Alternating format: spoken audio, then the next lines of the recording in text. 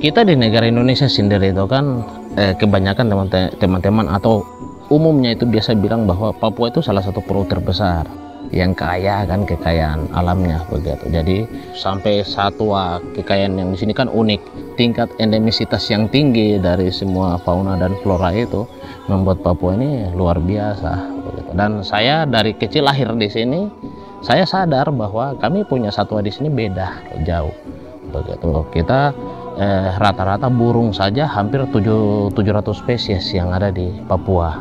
Cendrawasih di seluruh dunia begitu kan cuma ada 42 spesies. Nah, kita di Papua Barat sendiri cendrawasih itu menyebar dari dataran rendah sampai dataran tinggi begitu. Dan beda-beda, bukan cuma yang punya bulu bagus, mereka ada yang menari bermain sendiri, ada yang menari di tanah, ada yang menari di atas pohon, ada yang menari di bawah kanopi pohon, ada yang menari di ranting-ranting. Ada 9 cendrawasih yang menyebar di Pulau Raja Ampat sini. Jadi di Waigo sini 2, di Salawat itu ada 3 cendrawasih, di Misol ada 5, seperti. Jadi beda-beda.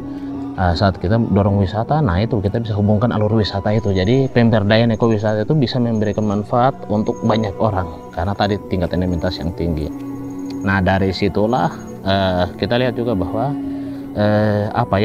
perdagangan terhadap, karena saya mantan pemburu, perdagangan terhadap satwa itu tinggi, tetapi juga bagaimana caranya untuk kita melindungi burung-burung itu. Nah, seperti cendrawasih yang di sini itu burung endemik Raja Ampat, cendrawasih merah, yang cuma ada di Pulau Waigiu dan Batanta.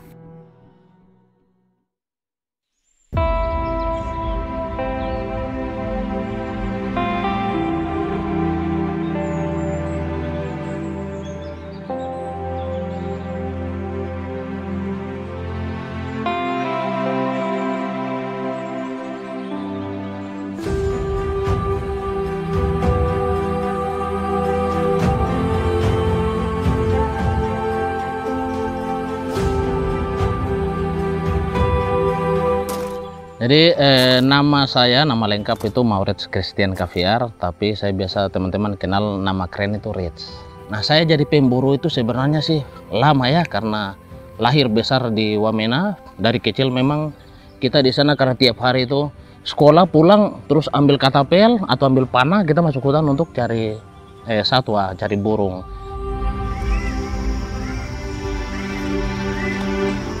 Di atas tahun 2000 itu kita sudah mulai berburu modern, jadi tembak dengan panah capek. Terus saya juga sudah keluar dari kota Wamena ke Jayapura, ke lebih ibu kota, makanya saya beli senapan. Berburunya dulu pakai senapan, jadi langsung kita kuliti burung di situ. Dulu kita main begitu karena memang tidak tahu kalau satwa itu dilindungi. Kita tahu saja bahwa ini satwa unik dan kita bisa dapat uang dari situ. Kalau saya cendrawasih saya tidak bisa hitung, tapi kalau untuk yang di Raja Ampat sendiri saya masih ingat. Itu ada, karena saya selalu tembak untuk jadi souvenir. Jadi di Raja Ampat sendiri di atas 10 ekoran mungkin, karena itu saya dulu hanya untuk souvenir. Tapi kalau burung lainnya itu untuk konsumsi, jadi buru terus. Tapi kalau cendrawasih biasa saya tembak, tapi saat ada pesanan orang begitu baru tembak langsung dikuliti. Dagingnya itu biasa saya makan, terus bulunya langsung isi daun, isi kapas, jemur, dia sudah langsung kering begitu. Jadi bisa langsung dipacking, bisa kirim. Saya biasa bawa ke Biak, ke kampung saya di Biak, kasih bagi-bagi teman-teman atau kasih ke orang-orang di sana. Terus bagian juga ya ini kasih ke keluarga-keluarga yang ada di daerah sekitar Sorong.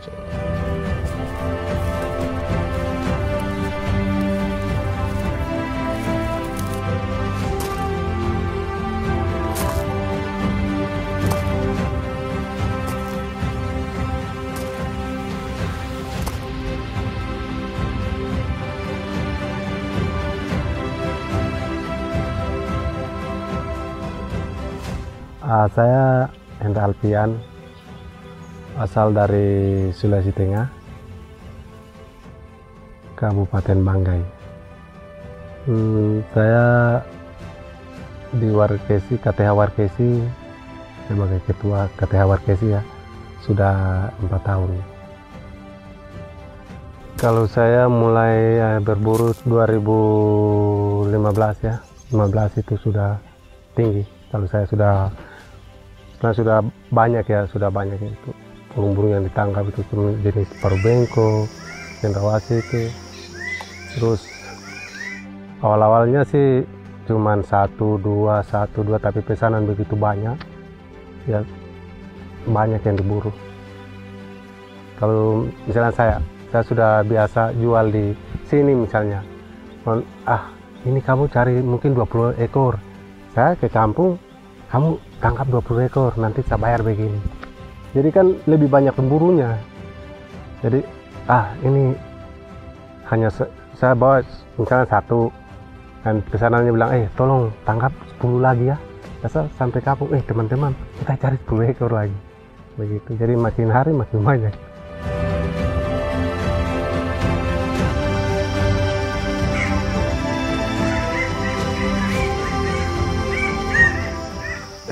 Kalau masalah banyaknya saya tidak mau hitung lagi.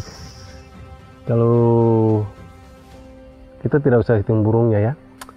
Coba pikir-pikir saja, kalau saya itu setiap kali mau ke hutan itu biasa persediaan formalin itu 20 liter. Jadi bayangkan saja kalau burung 100 ekor itu 1 liter kayaknya belum habis. Jadi kalau saya persediaan 20 liter khusus untuk formalin saja. Jadi ya banyak lah itu. Kalau 1000 belum, kalau ratusan ada. 500-an ada.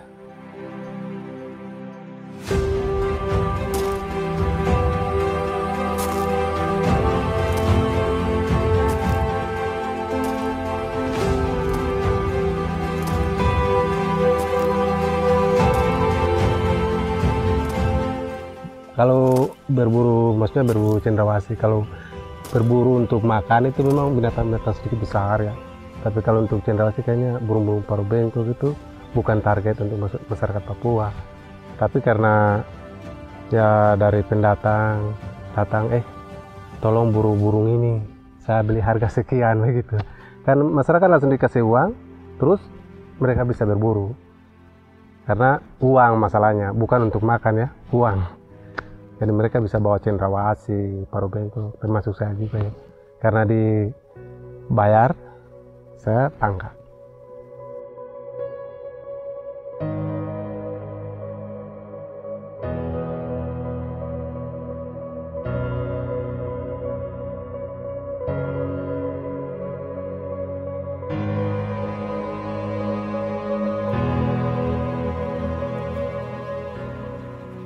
...2008 itulah saya mulai berhenti berburu.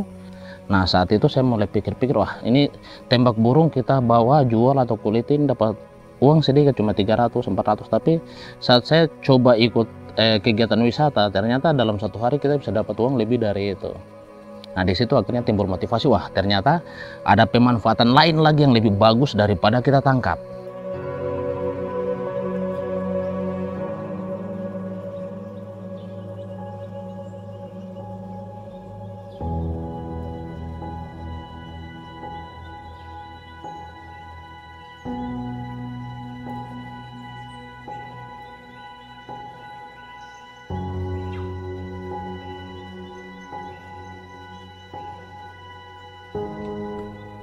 Kesan pemburu itu saya pernah dapat burung, terus bapak mantu saya bilang begini, lepas. Saya bilang, lepas bagaimana? Ini barang-barang saya cari dengan minggu kok disuruh lepas. Saya bilang begitu. Wah tapi ini kamu buru terlalu banyak. Kalau saya tiap hari begini kan habis. Yang rugi siapa? Ya kamu kalau mati ya tidak apa-apa, tapi anak-anak melihat kan tidak. Saya bilang, iya ya. Cuma ngomong begitu saja, masalahnya bisa habis ya. Dia bilang, ini habis nanti. Karena terlalu banyak. Ya saya, kalau begitu coba-coba. Sudah mulai kurangi.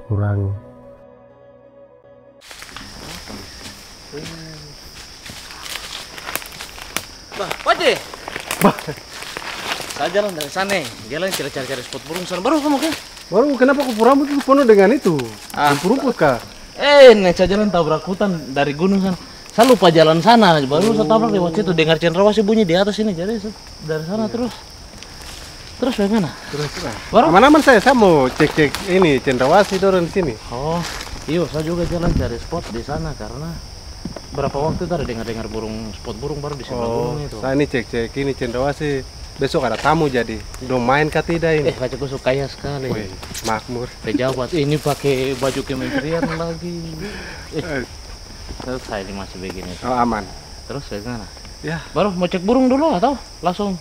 Saya sudah selesai cek, sudah, jadi ya. Tondua turun ke bawah saja. Iya sudah, kalau mau. Saya juga. Lapar jadi lebih Tondua jalan pulang. Sudah, jalan. Soalnya ini banyak tata, aduh pasti. Terus tidak berburu? Saya masuk keliling di pulau-pulau di Waigeo Barat ini, di hutan-hutan, gunung-gunung. Ternyata di daerah ini tuh penyebaran terbesar cendrawasih.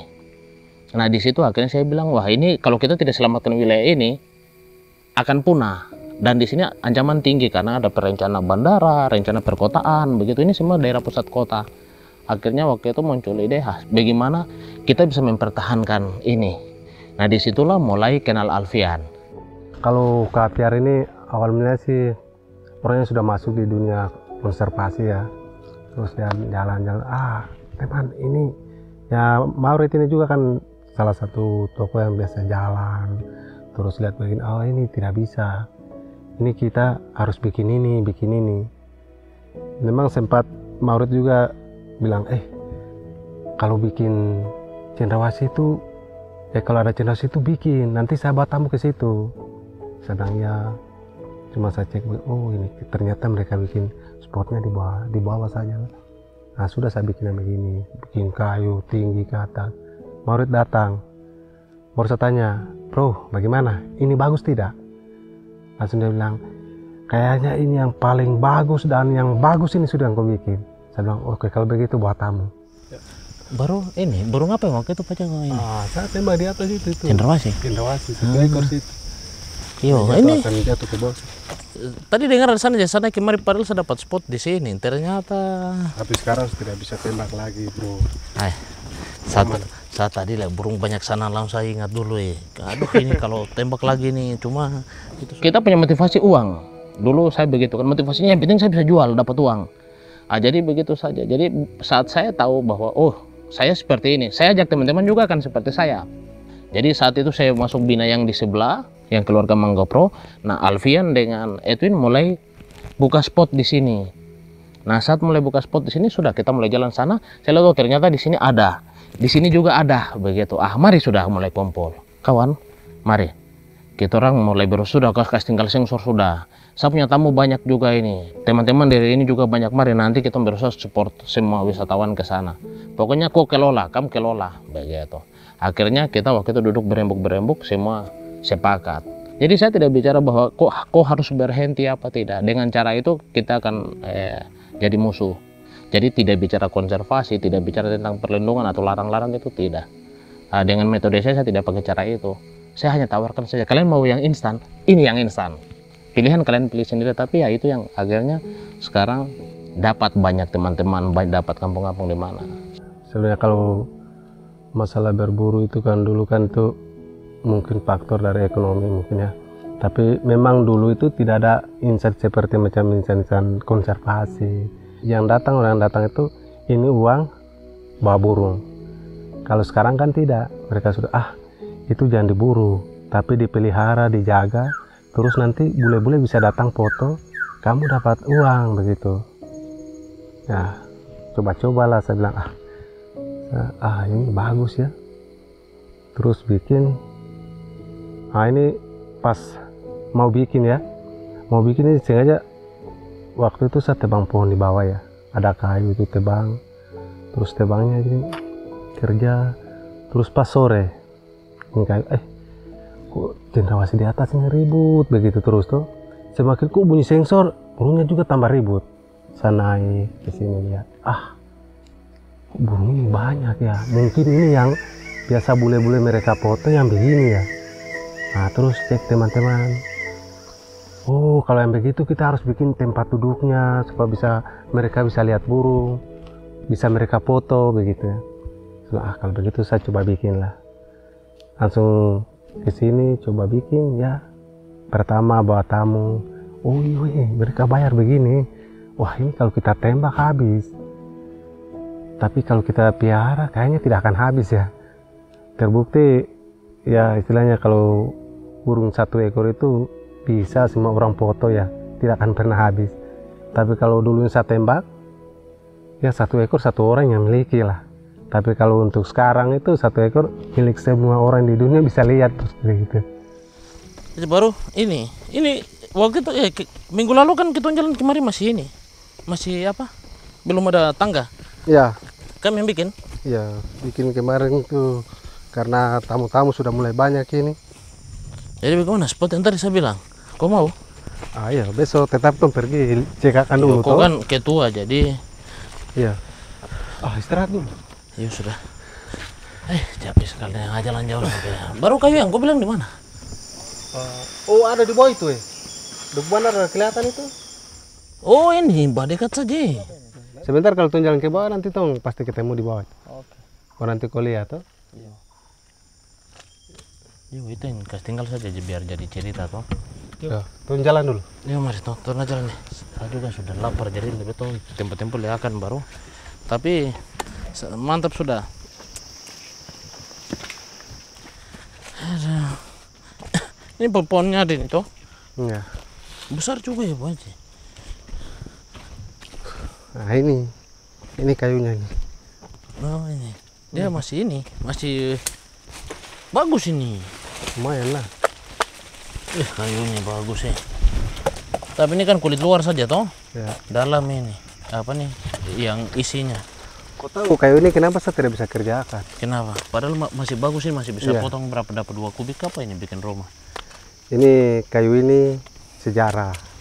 Saya tebang kayu ini baru saya bikin spot di atas. Oh yang itu. Ya, Yang pas tebang. itu dengan masuk di originnya sebelah Ya, baru karena kayu ini yang saya tebang terus saya dengar burung Suara suara-suara di di gunung atas itu. itu saya naik dapat spot di atas. Jadi kayu ini sejarah kayu ini. Karena saya tebang kayu ini yang saya dapat burung di atas. Iya.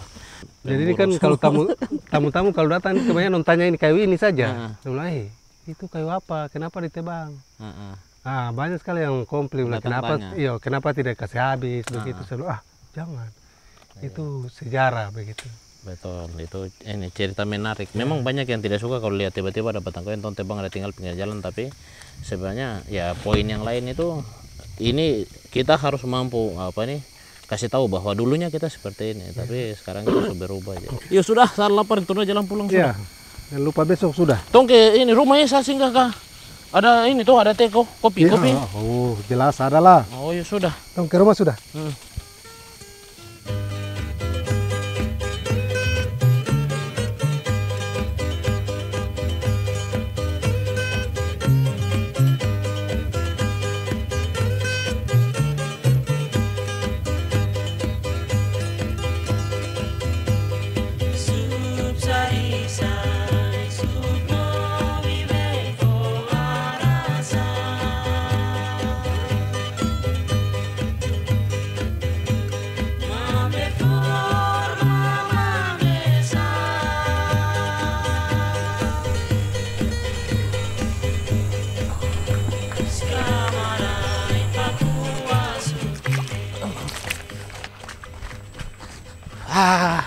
Sudah dekat kebun ini. Kok panggil mati bikin kopi sudah. Sudah, tenang saya nanti sebentar. Dekat-dekat rumah saja, bapak langsung kopi jalan. Jalan ada ini. Ini kah? Iyo. Sapu kebun pisang ini sudah. Kebun ini sampai lumut sampai Jangan. apa ini pakis banyak sampai. Ini semak-semak sampai sungai tinggi-tinggi baru. Pisang-pisang juga tidak diurus. Kan sudah makan pisang ini. Ini kasih makan burung lagi. Burung tonton gambar itu. Sekarang wisata sudah masuk jadi pisang untuk burung saja kasih makan Burung burung. jinak-jinak. Baru burung jinak uang datang. Memang pacarku politik juga kencang nih. Harusnya daripada cari capek-capek di hutan. Udah. Tembok ke sebelah sudah. Iya, Rumah sudah dekat sana aja. saya juga sudah lapar aja deh.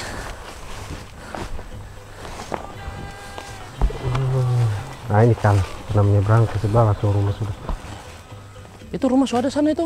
Iya, ke sebelah saya baru Mana? karya ke atas. Lewat sana. Ya. Ada batu nih.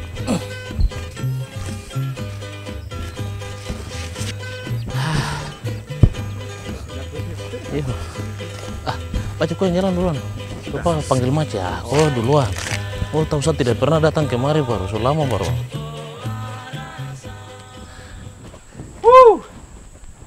Pace, kulihat siapa yang datang ini?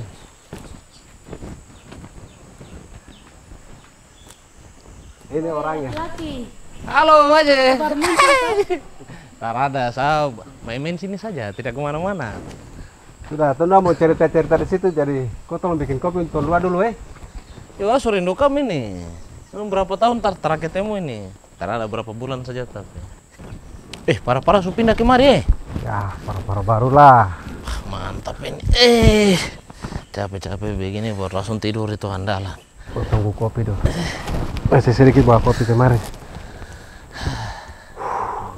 Mantap begini saya sedang main sini terus ini kalau saya datang. Lancar lah kalau kopinya sini. Ya, kita kopi.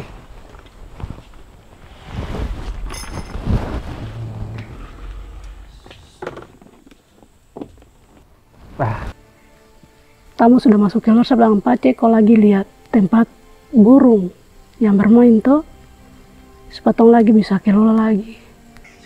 Nah, waktu itu dia ada sensor sama kakak saya di atas sana. Terus don sensor, sensor stop, terus burung ini rame terus. Burung cendrawasih.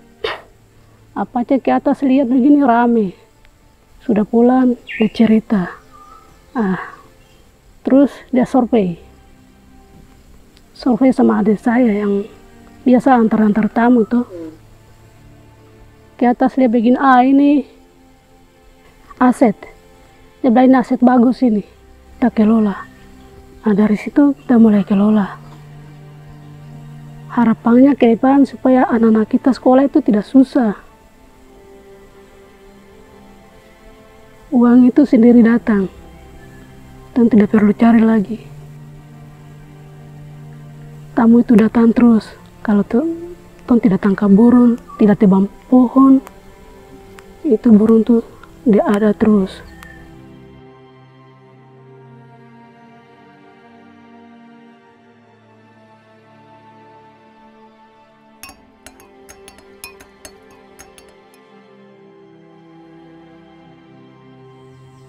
Apa coba? Itu kok senapan itu kan? Senapan itu sudah bunuh-bunuh cendrawasih. Dari hasilnya itu gimana? Ya, kalau senapan itu, penghasilan itu kota 1 bulan itu bisa sampai 10 juta itu. Ya, tapi dengan wisata sekarang? Kalau wisata beda lah. Kalau ini 1 bulan, kalau wisata itu 1 hari. 1 hari dapat begitu. Keren. Tapi sudah gantung itu ya, saudara pakai lagi. Itu cuman jadi apa ini? Fosil kayak ini. Prasasti. Aku dikubur saja. Nah, tidak boleh. Baru yang itu apa? Itu kandang ayam, tapi itu kan kalau besi itu, itu dulu saya pakai simpan burung Yakob sudah. Yakob. Tapi kenapa tidak bongkar? Saya taruh ayam itu. Oh, sekarang piara ayam. Biar Saya itu heran pemburu jadi ini, jadi biasa atau biasa itu. jadi peternak. Aduh, tadi kopi semua habis. Bikin lagi toh? Aman, sampai saja.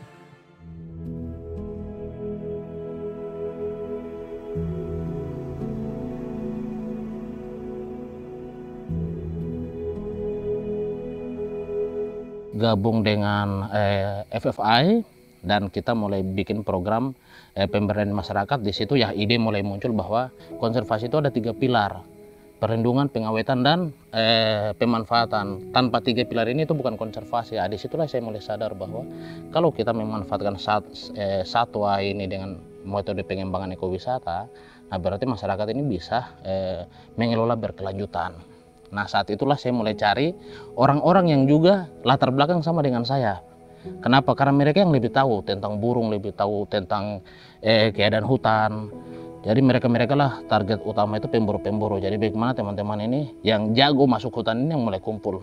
Teman-teman ini karena punya latar belakang pemburu semua. Jadi saat kita mau jalan ekowisata itu sudah mudah dikembangkan karena mereka sudah mengerti tentang perilaku burung, mereka sudah tahu tentang perilaku satwa, terus tempat-tempat bermain di mana. Jadi untuk pengembangan wisata, terus kita mau cari spot-spot titik-titik cendrawasih itu mudah.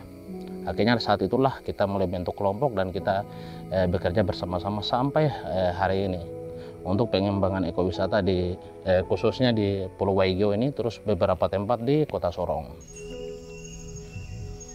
Terlalu lama tadi karena hujan. Ya.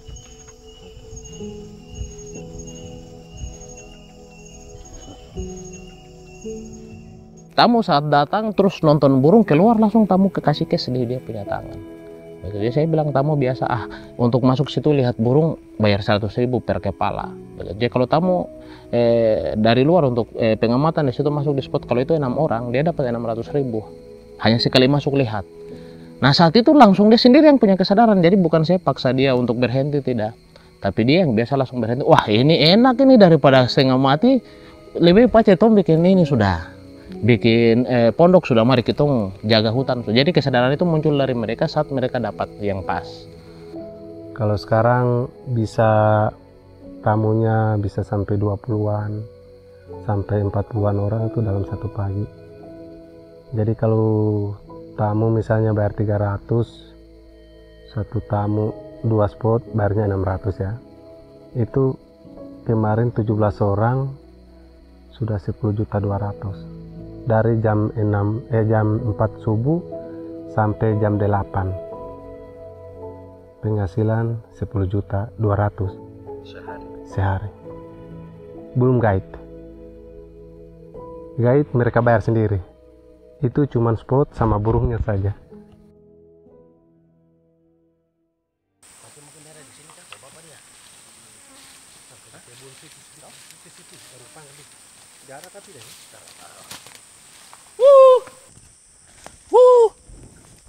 Apa dia dekat tidak? Coba panggil lagi. Oh, pace dia ada. Tuh langsung sudah ke sana. Ayo. Siapa? Tahun 2 ini. Dari mana? Tahun jalan putar-putar cari burung. Ini entong kemari nih, mau kemari ketemu bapak. Tong bicara-bicara sedikit dulu. Ya. Tong dapat tempat bagus jadi. Baru? Kamu udah ketemu? Tong udah ketemu tempat mantap sampai. Di sini sudah di daerah ini, Weapon sini. Burung? Iya. Memang berapa hari ini? Saya di sini jalan-jalan tapi saya dengar, burung ini suara rame tapi di gunung sebelah mana? Habis sibuk kerja-kerja terus jadi kadang itu biasa saya jalan-jalan. Yo, itu entong datang kemarin nih, Tong datang mau. Iya, kalau begitu kita duduk dulu kapan? Iya. Dulu. Bapak ini saya duduk di bawah sini saja. Di situ saja. Yo, capek jadi. Iya. Ini Bapak duduk di atas ini. Yo, karena bapak kan orang adat jadi harus duduk di atas. Coba, ini ada pinang ini. Oh, mantap sudah Ada bapak. pinang. Tentang cerita-cerita Bapak. Iya bapak, Tong datang itu sebenarnya tujuan ini, Tong mau buka spot baru lagi. Tapi selama ini memang tidak ketemu bapak, jadi baru ketemu, jadi sekalian minta izin. Terus Tong mau pengembangan ini spot baru ke sini di Weapon sini. Terus juga mungkin cerita banyak toh. Ya. Kadang tamu-tamu masuk itu orang tanya filosofi di sini apa, kenapa masyarakat hutan masih dekat kota seperti itu. Jadi kebetulan dekat bapak nih atau mau sambil cerita-cerita biar bapak juga kasih pandangan tentang persepsi masyarakat adat di sini seperti apa. Terus cendrawasih itu apakah dia ada punya hubungan sejarah dengan suku di sini kah? Nah itu. Yo, jadi anak dua. Ini hutang ini masih dekat, bukan baru sekarang baru begini, tidak, dari dulu sudah. Dari dulu tuh orang tua jaga hutan ini. Jadi hutan ini dia anggap macam itu dia punya mama. Nah, nanti di laut itu macam bapak, jadi orang tua bilang jangan mencari terlalu ke laut, jangan terlalu ke darat terus. Jadi ya, jadi bisa musim untuk ke laut, bisa musim untuk di hutan, bikin kebun. Tapi tidak boleh tebang semua. Kalau ini tentang cendrawasih, kalau di sini kan cendrawasih endemik warna merah. Kalau di Papua itu warna kuning. Iya, iya. Nah, di sini dari adat sendiri adakah tidak Bapak cerita tentang hubungan antara cendrawasih bagaimana di sini penghormatan masyarakat adat atau bagaimana? Cendrawasih ini itu burung yang orang bilang macam dia antik. Jadi burung cendrawasih itu doang anggap dia itu macam burung macam emas begitu. Jadi ya di sisi adat itu burung itu dianggap macam ya macam raja begitu. Ya. Burung itu paling susah sekali untuk orang mau tangkap dia. Pintar ya? Dia paling pintar sekali kalau lihat buah rame, buah apa banyak dia punya makanan, dia bermain sampai. Kalau di sini dulu masyarakat biasa buru kah tidak? Atau karena tidak pernah? Memang dari dulu sudah. Sekarang ini memang orang tidak bisa tangkap burung itu. Dari dulu sudah orang tidak bisa tangkap. Oh, jadi yang tangkap itu orang-orang yang baru ya datang. Biasa kalau orang yang tangkap burung itu biasa pengaruh dari luar. Orang luar yang datang kemari kasih pengaruh masyarakat untuk dia tangkap burung. Kalau orang-orang di sini burung-burung itu sampai makan di pinggir-pinggir jalan. Apalagi macam burung kakatua putih itu. Dia kalau makan itu makan sampai kakatua putih, burung alok, kakatua raja. Kalau musim ketapan itu kita jalan di bawah pantai itu, ya begitu sudah. Jadi dia tidak bisa sembarang tangkap burung. Iya Bapak, sekalian kita mau minta izin juga. Tondo mau rencana mau buka spot baru supaya kelompok KTH yang nanti dorang bantu jaga hutan itu dorang bisa juga akses kemari nanti. Jadi pengembangan wisata bukan cuma di Warkesi, tapi nanti ke depan kita orang mau ini kembangkan ke Wepon. Makanya ini Tondo jalan survei hosa-hosa ini pas ini kayaknya ada Bapak di kebun, jadi sudah tong kemari ketemu supaya minta izin. Toh mau buka spot baru di atas itu. Aduh, terima kasih untuk anak Dundua lagi. Kalau anak Dundua maksudnya kalau di Warkesi rasa sudah bisa ya mungkin naik kemari di Wepon sini kah, di Webat, lihat mungkin di mana yang bagus. Anak dia yang tahu jadi. Nah, supaya bisa ajar kita orang lagi. Anak-anak ini supaya dia bisa tahu bikin spot itu bagaimana, nonton burung dekat. Ini selama ini kan tuh cuma jalan di bawah pohon baru ada cendrawasih di atas. Ada suara cendrawasih itu. Nah itu sudah. Iya, betul. Biasa di sekitar ini tuh dia rame. Rame? Iya rame. Di sini di sebelah darat situ. Ya, berarti bagus sudah Bapak. Cuma kita ini tidak tahu itu dia main di pohon mana. Kita cuma dengar dia suara saja. Tapi anak dong yang tahu jadi anak dong lihat pohon mana yang bisa. Ya bikin. Adat tetap jaga. Ya siap. Karena adat jaga hutan ini dari dulu sudah. Aduh terima kasih lagi untuk anak Dundua. Anak Dundua bisa datang untuk bisa ajar kita orang untuk bisa tahu bikin yang dong bilang spot burung kah itu. Terima Supaya kasih kita dukung perlindungan itu dengan kegiatan ekowisata saja, jasa lingkungan, supaya ajak keluarga supaya jangan tebang-tebang juga toh. Seperti itu bisa ya? Bisa. Berarti mantap sudah. Yang penting anak dong maksud itu kalau mau jalan-jalan saja. Adat kita tetap siap. Siap-siap. Nah, adat tetap jaga di belakang.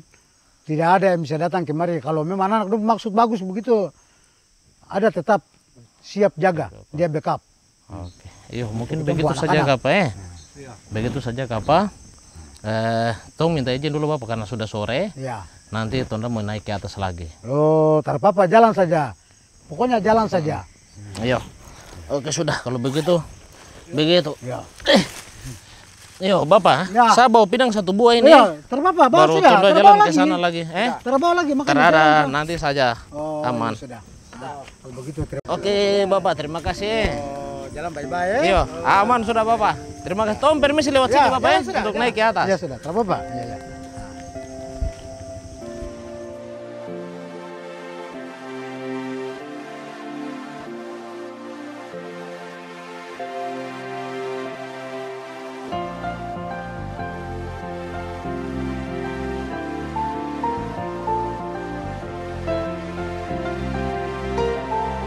Jadi dengan adanya tingkat kekayaan alam yang tinggi, nah disitulah tantangan kita bagaimana sampai alam, satwa dan manusianya itu sama-sama bisa hidup, tetap berkembang. Dan pulau ini tidak berubah. Nah dengan itu akhirnya saya berpikir bahwa wisata yang paling terbaik. Karena apa? Kita kerja tenang. jaga, lindungi. Terus yang satu lagi yang sudah saya sadar itu bahwa ada mandat yang sebenarnya Tuhan ciptakan, lindungilah alam ciptaan kita. Saat saya jaga, saya lindungi, Tuhan kasih berkat lebih dari selama ini saya bunuh begitu. Karena Tuhan yang ciptakan alam ini, ciptakan satwa ini begitu. Kami hanya bisa menguasai, menjaga, mengelola saja. Nah, dari situlah kesadaran itu mulai muncul bahwa kalau kita tidak mengelola secara baik, malah petaka yang terjadi begitu. Tapi kalau kita mengelola secara baik, Tuhan akan memberikan berkat. Kalau kita berburu terus dijual burungnya, ya agak macam bagaimana, saya rasa itu ibarat pencuri ya. Kalau kita berburu baru jual, perasaan tidak enak lah, ada saja itu tidak enak, biar dapat uang banyak tidak enak lah. Tapi kalau antar tamu ke sini terus dapat manfaat, dapat uang, itu beda. Istilahnya macam keringat ya, apa, hasil lelah itu tidak macam kita ada macam pencuri begitu, ada tidak enak begitu ya. Tapi kalau hasil dari bawa tamu itu bangga, bisa boleh bisa dipoto burung, malah bisa dapat tip lagi. Orang Papua itu sampai sekarang masih punya filosofi yang paling kuat di Papua. Hampir semua suku di Papua itu bahwa hutan adalah mama, laut adalah bapa, begitu. Jadi kami tidak pernah tabung, orang Papua jarang buka rekening di bank, hampir tidak pernah begitu. Ya, kami punya tabungan adalah ini sudah hutan. Kami punya anak mau sekolah, kami cuma ambil kayu pergi mau jual. Kami tidak punya tabungan seperti itu. Jadi begitu langkah kita coba untuk dorong ekowisata, ternyata berhasil. Dan itu pemberdayaan yang luar biasa. Dan itu sustainable, begitu berkelanjutan. Karena mereka sadar mereka memanfaatkan, tapi dulu mereka hidup juga, mereka pegangan untuk jaga sampai sekarang. Begitu. Karena mereka masih berburu dan meramu, cuma ambil saja. Mereka tidak seperti bisa bikin kebun.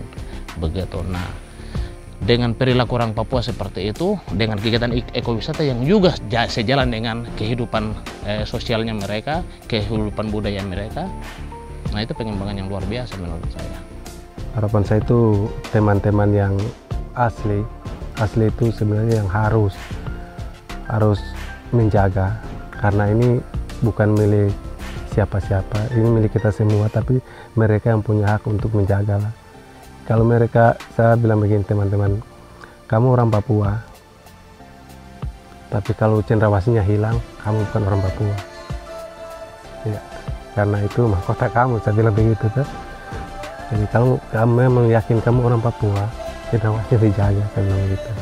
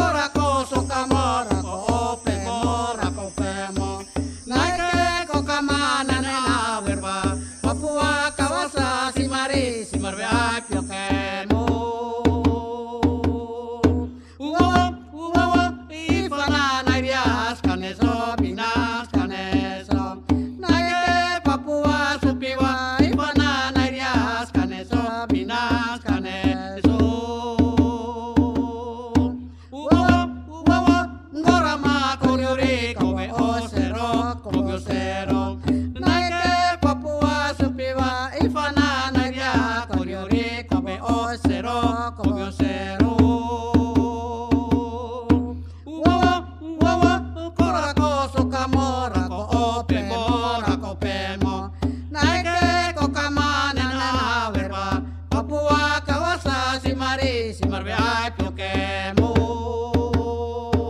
Wawa, wawa, ifanana